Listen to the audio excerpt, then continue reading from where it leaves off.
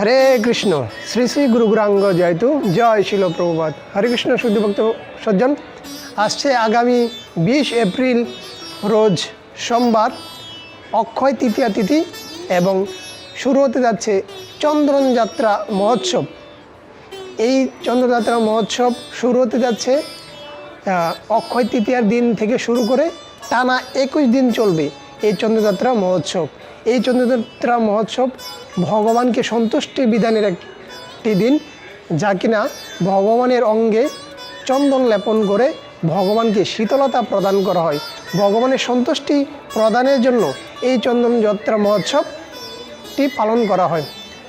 তো এই চন্দনযাত্রা মহোৎসব কিভাবে আসছে, সেই চন্দনযাত্রা মহোৎসবটি মহিমাটি আমরা এখন জানব। একদা মাধবেন্দ্রপুরী যখন তিনি বৃন্দাবনে বাস করতেন, তখন ভগবানের গোপাল বিগ্রহ তাকে স্বপ্নে দর্শন দিয়েছেন এবং তাকে বলছেন যে আমি বৃন্দাবনের একটি জায়গায় আমার যে বিগ্রহটি সেটি মাটির নিচে পুঁতে রাখা আছে, তুমি কৃপা করে সেই বিগ্রহটি উদ্ধার করো। তখন মাধবেন্দ্রপুরী খুবই বৃদ্ধ ছিলেন, কিন্তু তারপরও ভগবানের আদেশ পালন করার জন্য তিনি সমস্ত বৃন্দাবনের ভক্তদেরকে নিয়ে স্বপ্নাদেশের যেই স্থানটি বলা হয়েছে সেই স্থানে গিয়ে ভগবানের বিগ্রহ সেখান থেকে উদ্ধার করলেন এবং সেটি গোবর্ধন পর্বতের চূড়ায় স্থাপন করে সেখানে সেবা পূজা দিতে লাগলেন।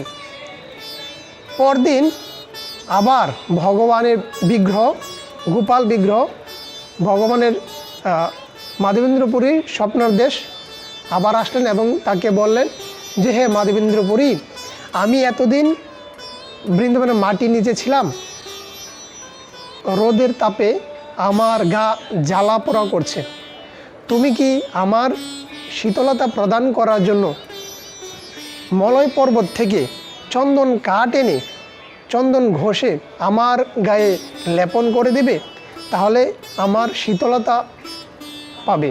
তো মাধবেন্দ্রপুরী বৃন্দাবন থেকে রওনা হয়ে জগন্নাথপুরীর মাঝখানে রেমুনায় তিনি একটি দিন অতিবাহিত করলেন। তো মাধবেন্দ্রপুরী রেমুনায় গোপীনাথ মন্দিরে এই রাত্রিটি তিনি বিরতি হিসেবে রাত্রি যাপন করবেন এবং তিনি গোপীনাথ ভগবানকে তিনি দর্শন করছেন এবং সেখানে বসে দেখছেন যে পূজারী ভগবানকে ক্ষীর নিবেদন করছেন এবং হঠাৎ তিনি ভাবছেন যে আমি যদি এই ক্ষীরটি একটু চেখে দেখতাম, তাহলে আমিও বৃন্দাবনে গিয়ে আমার গোপালের জন্য আমি একটু ক্ষীর তৈরি করতে পারতাম, কেমন সুস্বাদু হয়েছে। হঠাৎ তার বিবেক তাকে ধিক্কার জানাতে লাগলো, হে মাধবেন্দ্রপুরী, এখনও ভগবানকে ভোগ নিবেদন করা হয়নি আর তুমি এখন খাওয়ার চিন্তা করছো। তৎক্ষণাৎ তিনি তার বিবেক তাকে ধিক্কার দিতে লাগলো। তখন তিনি নিজেকে অযোগ্যতা বলে মনে করে তিনি সেখান থেকে বের হয়ে তিনি বাইরে একটি বট বৃক্ষের মূলে তিনি শুয়ে আছেন অন্নশন হয়ে।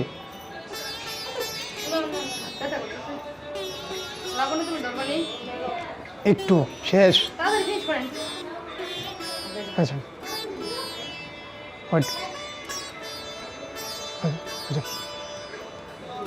তো পূজারী যখন ভগবানকে সেবা দিয়ে তিনি শয়নে গেছেন, তখন ভগবান এই পূজারীর স্বপ্নে আসলেন এবং পূজারীকে বলতে লাগলেন, আমার এক পরম ভক্ত মাধবেন্দ্রপুরী সে অন্নশন হয়ে বাইরে বট বৃক্ষের নিচে ঘুমিয়ে আছে।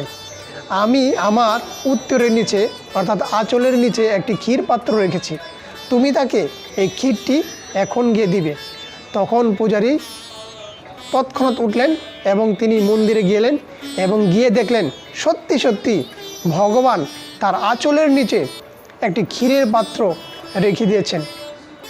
তখন পূজারী খুবই আনন্দিত হলেন এবং দেখলেন যে কেমন ভক্ত হলে ভগবান তার জন্য ক্ষীর চুরি করে রেখে দিয়েছেন। তখন সেই পাত্রটি নিয়ে তৎক্ষণাৎ এই মাধবেন্দ্রপুরীর কাছে গেলেন এবং মাধবেন্দ্রকে দর্শন করলেন, প্রণাম করলেন এবং পূজারী গিয়ে সব ঘটনা বললেন যে গোপীনাথ আপনার জন্য একটি ক্ষীর চুরি করে রেখে দিয়েছেন। তার আঁচলের নিচে। এবং ভগবান আমার স্বপ্নে এসেছেন এবং ভগবান আপনাকে বলেছেন এই ক্ষীরের পাত্রটি দেওয়ার জন্য।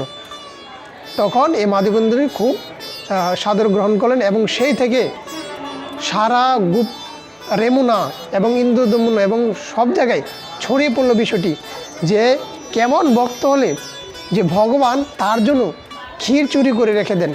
এবং সেই থেকে এই গোপীনাথের নাম হলো ক্ষীরচূড়া গোপীনাথ। তো পরবর্তীতে পূজারী ইন্দ্রদমন এবং জগন্নাথপুরীতে সেই বার্তাটি পাঠিয়ে দিলেন যে এই মাধবেন্দ্রপুরীর জন্য ভগবান ক্ষীর চুরি করেছেন। পরবর্তীতে মাধবেন্দ্র যখন ইন্দ্রদমন রাজার কাছে যান এবং চন্দন কাঠের জন্য তাকে বলেন, তখন ইন্দ্রদমন রাজা 40 মণ চন্দন কাঠ সাথে প্রহরী দিয়ে তাকে পাঠিয়ে দিলেন। তো পরবর্তীতে মাধবেন্দ্রপুরী সহ চন্দন কাঠ আবার সেই একই রাস্তা দিয়ে আসতে হয়, সেজন্য রেমুনায় আবার বিরতি নিলেন। তো পরবর্তীতে গোপীনাথ ভগবান মাধবেন্দ্রপুরীর স্বপ্নে আসলেন এবং তাকে বলতে লাগলেন, হে মাধবেন্দ্রপুরী, আমার যে গোপাল বিগ্রহ এবং গোপীনাথ আমি একই, অতএব তুমি কি কষ্ট করে বৃন্দাবনে চন্দন কাঠ নিয়ে যেতে হবে না, তুমি এখানেই ভক্তদেরকে নিয়ে চন্দন ঘষে চন্দন আমার গায়ে লেপন করে দাও, তাতে আমি শীতলতা লাভ করব।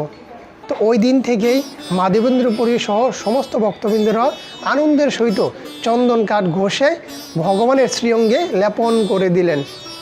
এবং এই দিন থেকে শুরু হয় চন্দনযাত্রা মহোৎসব। আর এই দিনটি স্মরণ করেই ভগবানকে বৈশাখ মাসে রৌদ্রের তাপ যেন ভগবান তাপ থেকে শীতলতা পায়, সেই জন্য ভক্তরা চন্দন কাঠ ঘষে ভগবানের শ্রীঅঙ্গে লেপন করে দেয়।